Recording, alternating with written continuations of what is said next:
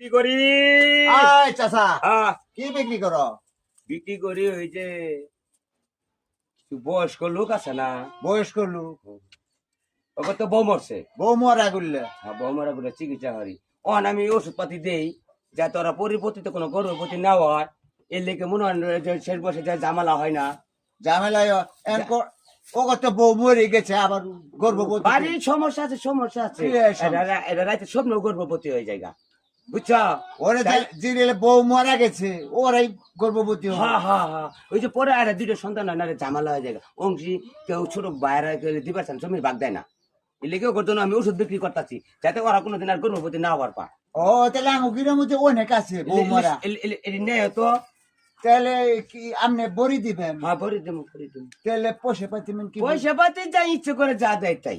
তাই আমি চাই না, কারণ মানুষের উপকার করি। ও। আমার বাবা উপকার করছে, যার পোলা হয় না পোলা দিছে, আর আমি আবার যে গর্ভবতী দিতেছি। তোমার বাবু মানুষে খালি বিছন দিচ্ছে। হ্যাঁ, হ্যাঁ। হাই তারপর পিছন বালা আছে। তোমরা দুই বাবু তুলে বালাই আছিল। হ্যাঁ, ইনশাআল্লাহ।